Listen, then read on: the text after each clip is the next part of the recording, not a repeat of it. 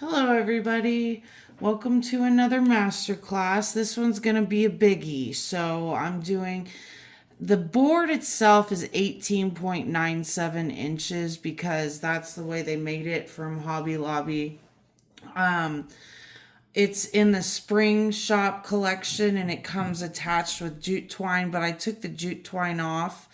If you have an 18-inch board or a 20-inch board, that will work. You just extend the pattern or cut it short. So here's some of the materials we're going to need for this.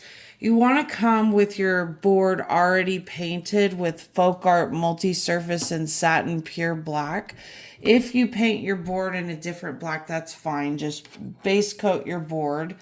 And then I base coat my boards with these sponge brushes. That leaves less streaks on the board. This is going to be a 16-point mandala, so bring your 16-point stencil and a ruler to extend the guide marks. You can either use a compass or a magic ruler to create your guide marks, your round guide marks. I'm probably going to use the magic ruler, and then I use soapstone, and I get that off Amazon in bulk. I also use this Boheme France mechanical pencil. It's a chalk pencil on Amazon as well. So the colors are going to be white pearl, vivid violet, carousel pink, melon, stormy, perfect Perry, purple cow, mermaid tail, peacock teal, and sea breeze. But if you have a light, medium, dark teal, a light, medium, dark purple, and a coral and a pink and a violet, then by all means use what you have available. Or even a white instead of a white pearl, or a gold instead of a white pearl would go well with this. And then we're going to be using gems.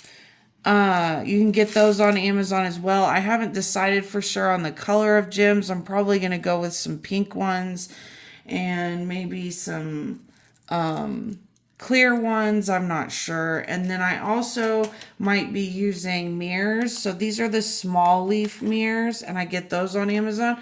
And then these are the big leaf mirrors. I get these from Hobby Lobby. So keeping our options open. And then I use my brushes. If you want, you can purchase the Taklon Rigger brushes and the XDT brushes off of Amazon, or you can wait until my brushes are ready in April and order those. But I'll be using my brushes. And then the dotting tools are going to be these ones. This is what I use for my micro dotting tool. And then I use the 0.5, the 1, the 1.5, the 2, the 2.5, and the 3 size millimeter tools. So I might use a 3.6 as well, which is a 3.5, and that would be fine. But it won't go above that. And then I use the Happy Dotting Company rods. So these are all the things that you're going to need. And here is an example of a smaller version of the palette and what we're going to be doing with it. So I did a tea light live earlier today and wanted to run with this palette. I really love it. I think it's really pretty. I got the inspiration from a Pinterest picture of a beachy sunset. So that's kind of the vibe we're going for. So let's hop right in. So to find the center of my board, I do the same thing I've done in my other videos. I use a self-centering measuring tape and I measure. And this board is actually about 18 7/8 inches. Almost, not quite. So I'm going to go, it's between 18 3/4 and 18 7/8. So I'm going to go a little over 9 3/8 for the center. Well, not like that, I'm not. Okay. And then I'm going to flip the board this way, horizontally exactly, and mark it again.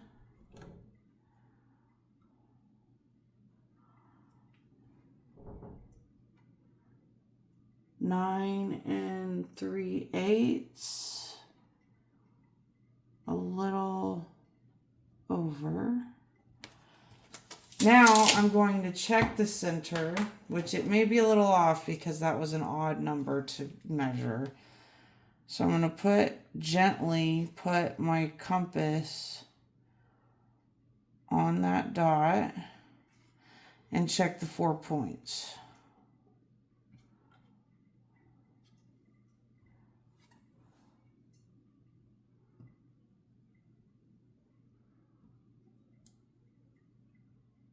When you know it, it is dead on center. That hardly ever happens. So it is. It's centered.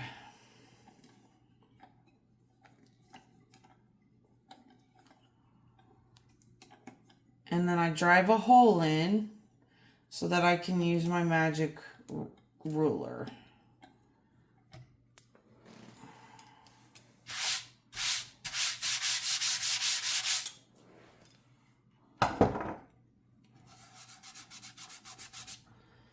So the way the magic ruler works is it comes with a tack, but I lost my tack, so I just use a thumbtack.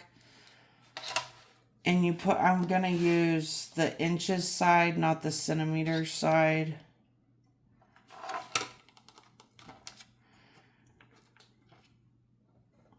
And then I do that. But first, I'm going to draw my line guide marks. So I'm going to take my 16-point stencil and I'm going to line it up. And I love this stencil because it also has the in-between, and I like to mark in-between as well once it gets out further on the guide marks, so that I have more guide marks once I extend out.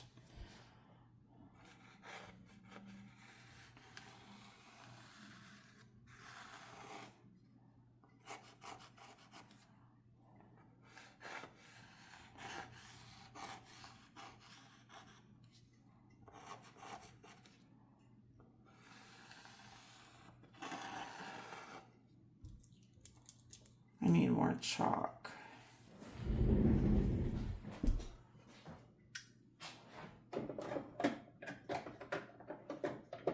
Oh no, where's my chalk? There it is. Oh good, I still have quite a few pieces. That's good.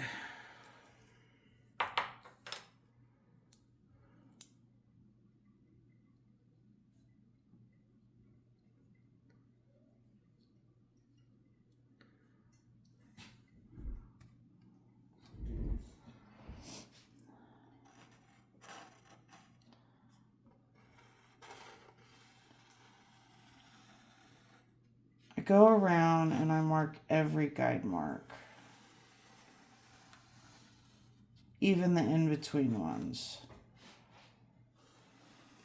If you don't have this stencil, you can measure the distance here and get the in-between number and then draw a guide mark there.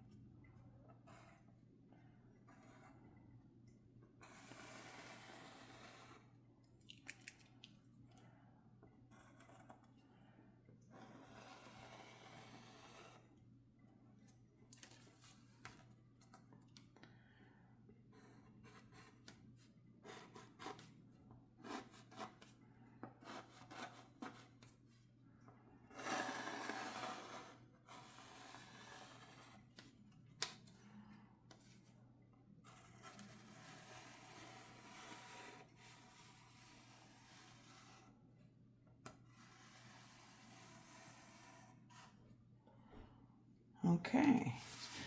Once you've drawn all the guide marks, take your stencil off, and then you're going to extend them with a ruler. So in the middle, I like to extend a T of guide marks, so that when I go to do my center dot, I have just the T. It makes it easier to line up your center dot.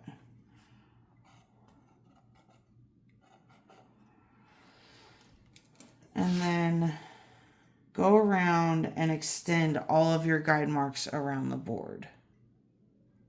Like this. So you line it up with the ruler and then just extend it to the edge of the board like that.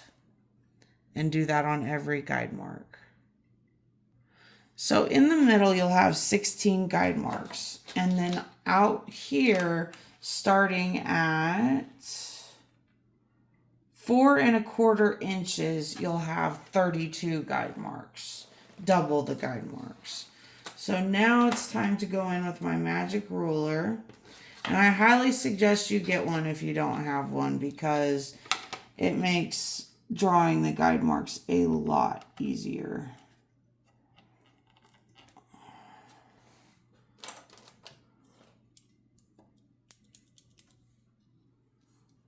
So I'm going to start at 1 inch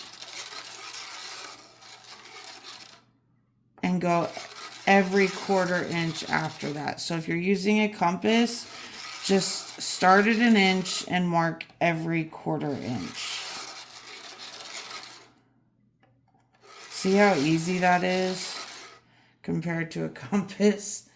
I would highly suggest getting one. They're available on Etsy. So go through and mark every 1/4 inch on the board. So when you're done, your board should look something like this. Now, if you didn't mark in between these guide marks, it may be harder once we get out to this outer area, because I'm going to use every guide mark eventually to create a tighter pattern. So like I said, here's how you do it. So you're going to do it at 4 1/4 inches. But what you can do is, if I can get my ruler picked up. So you measure, at that point, I'm at about 1 3/4 inches. So you would go half of that and mark on every guide mark, and then draw from your center point out from that mark. But if you have the ability to get the stencil off of Etsy, that makes it a lot easier. I'll link it below in the description. So that ends the first video. This is just going to be part 1, and the guide marks and getting everything set up and the colors we're using and the tools we're using. And so I'll see you in the next video.